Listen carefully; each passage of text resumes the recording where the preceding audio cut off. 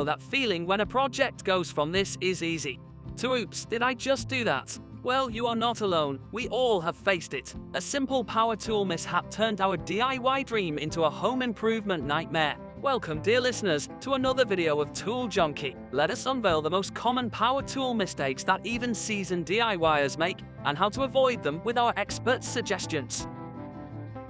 By the end, you'll have the insights and knowledge to wield your tools with greater confidence and safety, ensuring your projects are successful and your fingers are all accounted for. Join us as we empower you to master your toolkit and avoid the pitfalls that can come with power tools.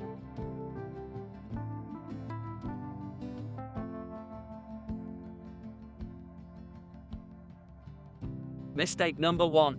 Not reading the manual.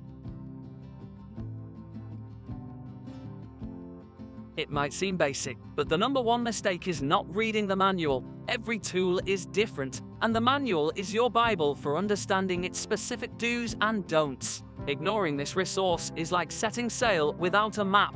You might reach your destination, but you're certainly at a higher risk of getting lost at sea, or in this case, ending up with a botched project or a nasty injury. Take the time to read and understand it. It can mean the difference between a job well done and a trip to the air.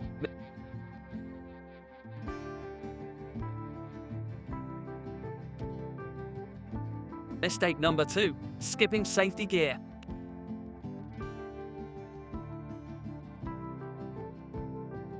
Picture this. Wood chips are flying, the saw is roaring, and there you are, right in the thick of it. But are you wearing your safety goggles? How about those earplugs and gloves? If you're shaking your head, it's time to rethink your approach. Always use the recommended safety gear. That means goggles for eye protection, gloves to protect your hands, ear protection to preserve your hearing, and dust masks to avoid inhaling harmful particles. Remember, it's not just about wearing safety gear, it's about wearing it correctly. A helmet won't protect your head if it's sitting on your workbench. Make it a habit, gear up, and respect the tools you work with.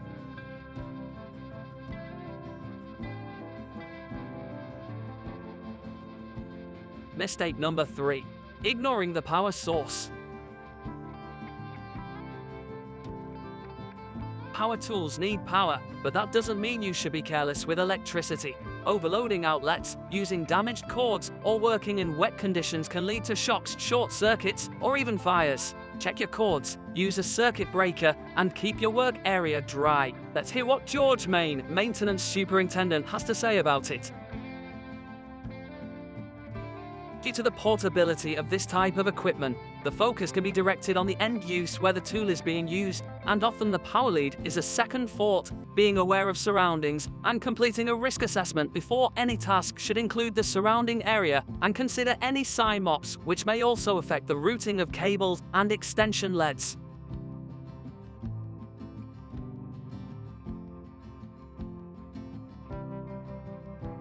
Mistake 4. Forgetting regular maintenance.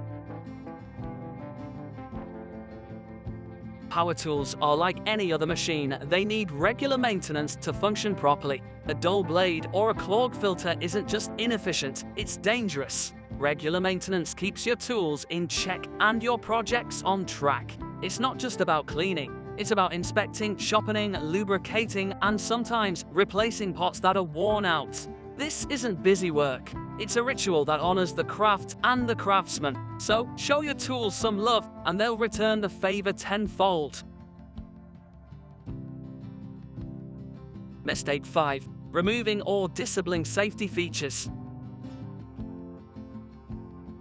Now, let's address a common mistake that's as dangerous as it is tempting. Removing or disabling safety features. I know, sometimes that blade guard or safety switch can feel like it's slowing you down. But before you go bypassing these critical components, consider their purpose. These features are the silent guardians of your digits and limbs. They're the result of years of design and accident reports. By removing them, you're not just inviting risk, you're hosting a welcome party for it. So, let's make a pact, shall we? Keep those guards in place, those safety switches on, and work with the peace of mind they provide.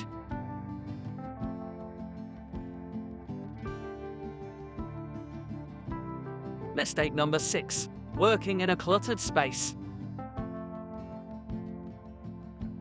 A cluttered workspace is a minefield. Trips, slips, and accidental tool activations are just some of the hazards. Keep your area clean and organized. It not only prevents accidents, but also makes you more productive. Let's hear what Pramod Pandey, AHSE leader and trainer, has to say about this. I think it's also important to have a clear workspace without any distractions or obstacles. It can be hard to predict what could go wrong, so we should do our best to minimize potential hazards.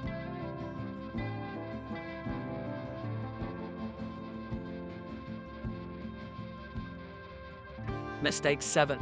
Using the wrong tool for the job.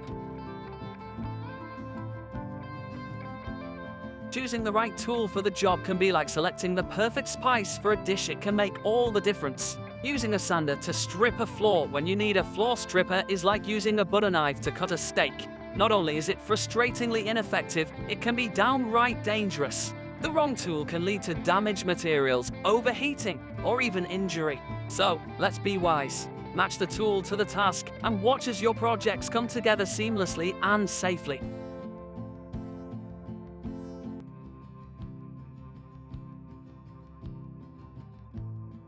Mistake number 8. Not securing your workpiece. Securing your workpiece is like buckling up before driving. It's a non-negotiable. A loose board under the pressure of a saw can become a dangerous projectile. Without proper clamping or stabilization, you're not just risking your project's precision, you're risking your safety. So, let's clamp down, lock in, and ensure that the only things moving are the blades and bits that are supposed to.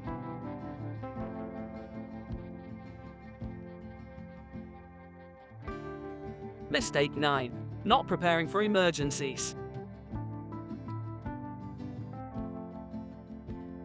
Last but not least, let's talk emergency preparedness. It's the safety net you hope to never use, but one you must always have. A well-stocked first aid kit, a fire extinguisher within arm's reach, and a phone charged and ready. These are the silent sentinels that stand watch over your well-being. And a basic knowledge of first aid. That's your armor. It's not about being paranoid, it's about being prepared. Because when accidents happen, and sometimes they do, time and knowledge are your greatest allies.